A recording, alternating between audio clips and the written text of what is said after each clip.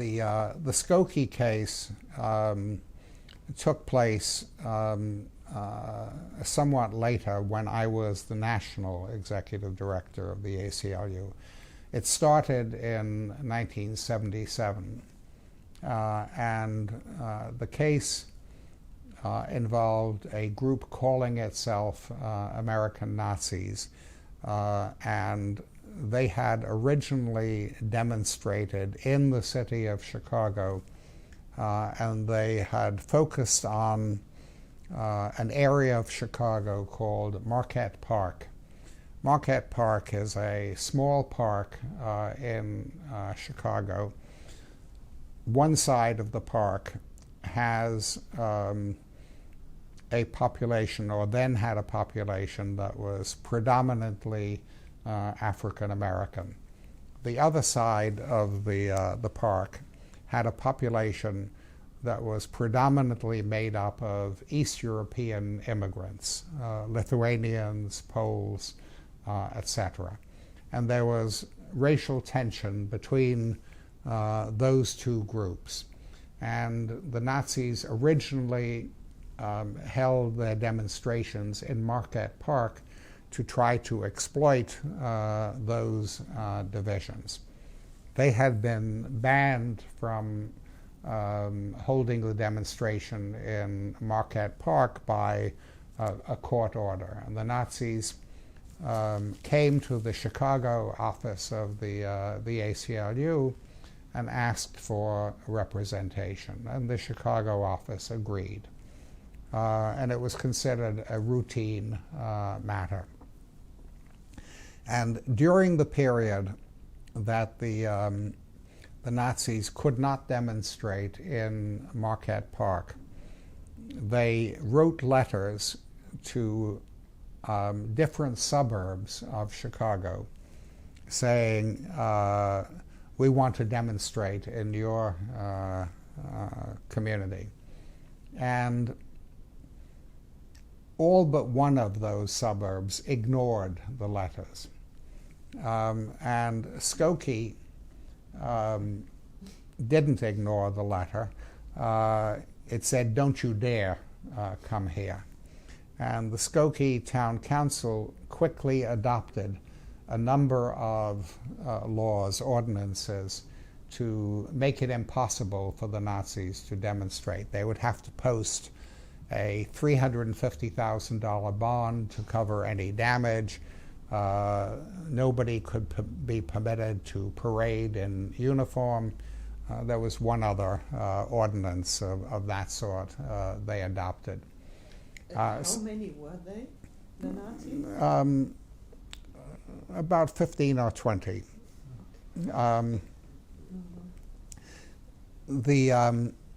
So the Nazis then decided they would demonstrate in Skokie, but they went back to the ACLU when these ordinances were adopted, and the Chicago ACLU agreed that they would represent them. It was considered so routine a matter that the Chicago ACLU didn't bother to let us know in the national office in New York that this was going on. This was just something standard. And then suddenly the press discovered this incident. And the issue that became the press story is that Skokie was a town of about 40,000 people, and about 7,000 people in Skokie could more or less be described as Holocaust survivors. An unusual number had come to this one place, and that became the issue in the press.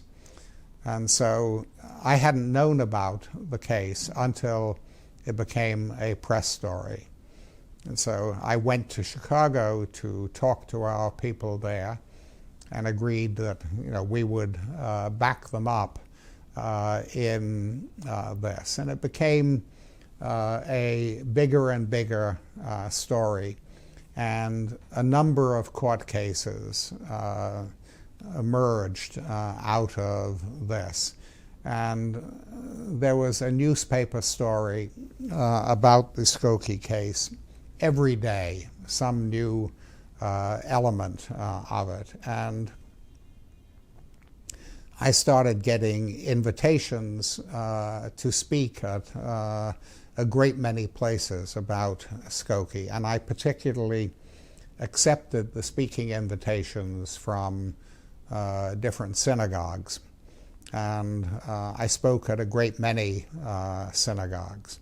And I got such an invitation from Skokie, from a synagogue, and I spoke at the synagogue in Skokie.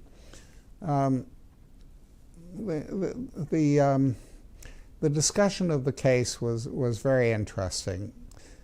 Initially, most people were opposed to the position of the American Civil Liberties Union. Over time, that changed. Over time, as people discussed the matter more and more, the free speech side of the argument got to be stronger, and more people were persuaded of it. Over time, I would say most Americans probably would agree today that the ACLU did the right thing. I'm not sure what the outcome would be, but it would be either most Americans or it would be close if any poll were taken on that subject today. As people debated the issue, the free speech side got stronger. One of the things I would do is when I spoke, I would ask people, how many of you have taken part in dinner table debates over Skokie? And almost all the hands would go up. Everybody had argued about it. And the free speech side got stronger in those arguments that took place over the dinner table. And eventually what happened is that we had won all the court cases, and the demonstration could go forward. And then the day the demonstration was supposed to take place, the Nazis didn't show up.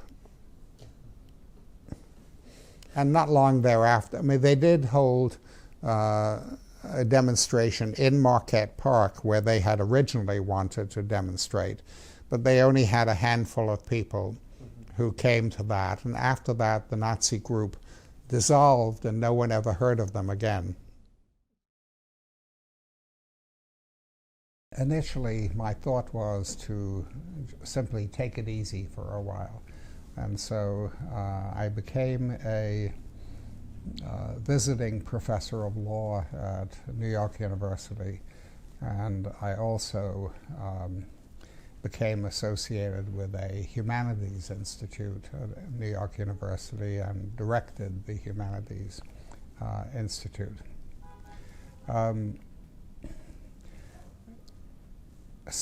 Around the time that I left the American Civil Liberties Union, a friend of mine was in the process of organizing what became the Helsinki Watch, which was simply concerned with abuses in the Soviet bloc countries, and initially principally the Soviet Union. And he was the head of a large publishing firm, the largest publishing firm in the United States, Random House, and he asked me to join him. And he became the chairman, I became the vice chairman of the Helsinki Watch. And I was active in that while I was teaching at New York University Law School and at the Humanities Institute. And then in 1980, November 1980, Ronald Reagan was elected President of the United States. And the previous president, Jimmy Carter, had tried to promote human rights internationally, Reagan was turning his back on efforts to promote human rights. And at that point, it seemed to me that the human rights issue was going to become a large factor in the United States. Agreed to become the director of the organization, provided that instead of just focusing on the Soviet Union and Soviet bloc countries, we would be engaged worldwide. And I decided to expand the organization into a worldwide organization, piece by piece. I didn't think we could deal with the whole world at once. There was too much to do. So I thought if we took on one region of the world and then another and then another, that would be the way to do it. And Reagan was particularly contradicting the Carter human rights policy in Latin America. So I started with Latin America and created an America's Watch. And 2 or 3 years later, an Asia Watch, and then an Africa Watch, and then a Middle East Watch. So altogether it took about 10 years until I felt I could operate on a global basis. And when it became global, I used the name Human Rights Watch rather than the individual names of the different regions. Planet Earth Watch. Planet Earth Watch. Yeah. Would have been the And how could you organize all this? I mean, how No, there were people coming together in every place? It had to be piece by piece. When I decided to deal with Latin America and the America's Watch, I needed to find people who were particularly expert on human rights in Latin America. And I needed to have a board that was knowledgeable about issues in Latin America. And I could do that one area at a time. I couldn't do it all at once. So you personally called them and... Yes. Okay. Yes. I asked people who I knew, who do you respect most in terms of human rights in Latin America? And I got different names, and one of the names I got was an Argentine lawyer named Juan Mendez. And I went to see Juan Mendez and persuaded him to join the staff. Juan Mendez had been a lawyer in Argentina. He had defended political prisoners. When the military dictatorship was in power, he himself had been seized. He was a disappeared person. So he's one of the people I found who I feel he may be at the top of the list of the people, but I found people for other parts of the world. And today Human Rights Watch is quite a large organization. Mm-hmm. Not as big as the American Civil Liberties Union, but it's quite large. And the American Civil Liberties Union limits itself to the United States, whereas Human Rights Watch deals with the whole world. Mm-hmm. And Human Rights Watch was founded before or after Amnesty International? I think later. Amnesty International was founded in 1961. The first part of Human Rights Watch, the Helsinki Watch, was 1978, and then took 10 years until we became global.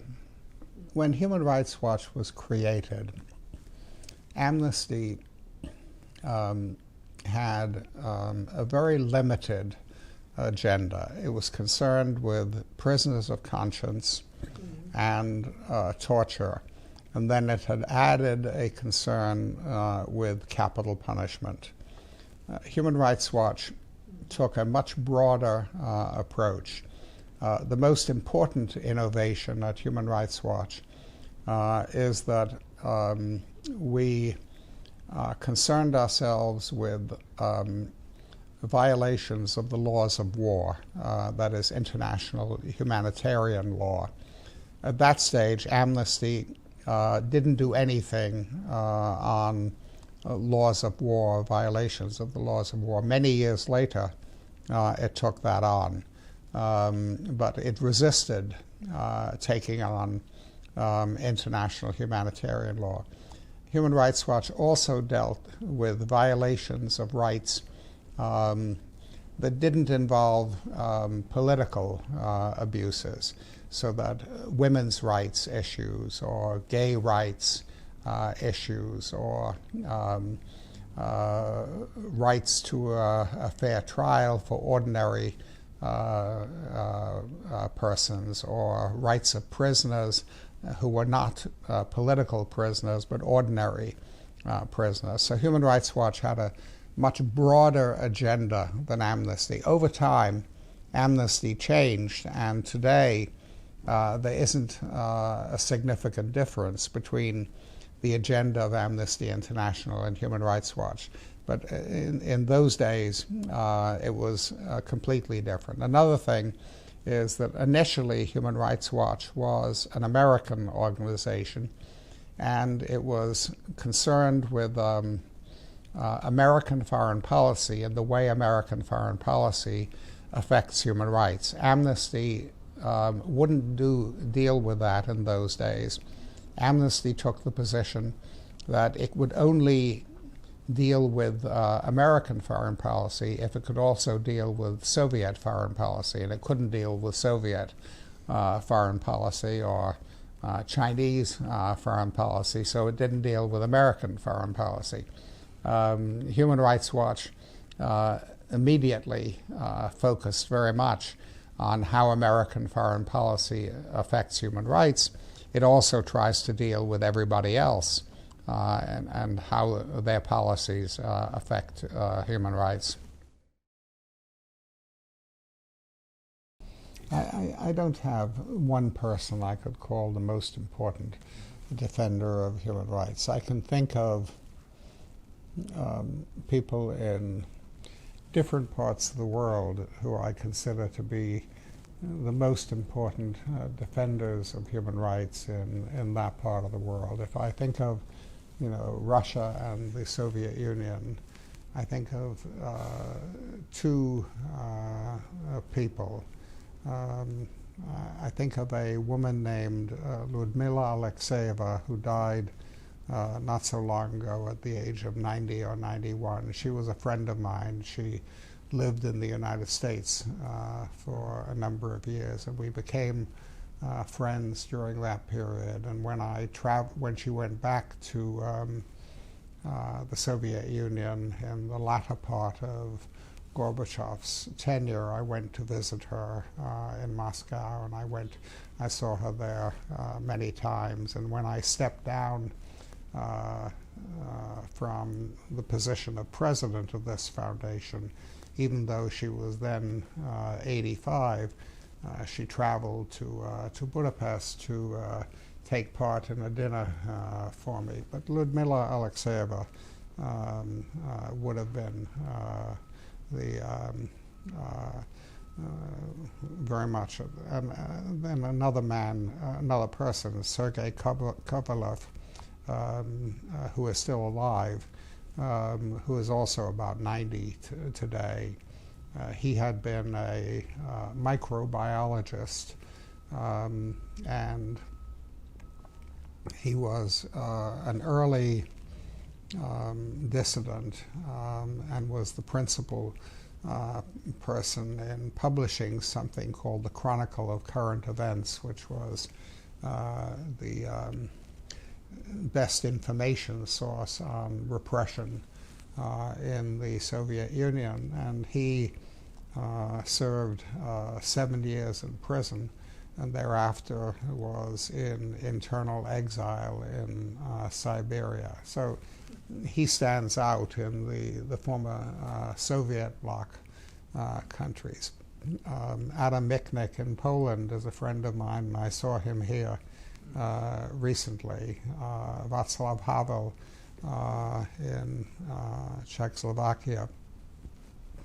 In China, I never met Liu Xiaobo, but I knew about him for a very long period. I had known that he was here in the United States teaching at Columbia when Tiananmen Square took place, and went back to China and was there at the time the military crackdown on Tiananmen Square, and probably saved a lot of lives at that moment because the students who had occupied Tiananmen Square gathered at the monument in Tiananmen Square, and the debate was whether they should leave or whether they should stay to confront the military. And he said, let's take a vote, and he presided. And he said those who had voted to leave had the majority.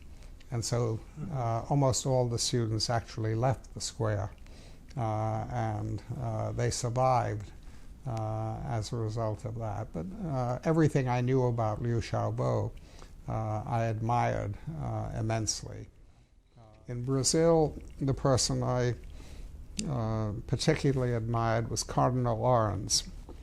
Cardinal Arns was the cardinal in Sao Paulo, and he was the principal opponent of the military when the military ruled Argentina, and he documented their crimes.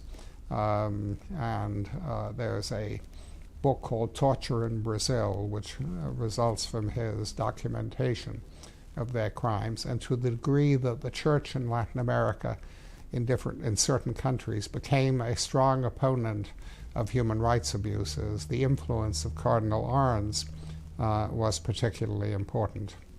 So those are the people in Latin America. If I go to different parts of Africa, I think Archbishop Tutu in South Africa would be one of my heroes. I think he's a marvelous human being and also has a great sense of humor. But I think Archbishop Tutu at every point played a critical role in resisting apartheid in South Africa. You could go to other parts of Africa, and I'd pick other people, but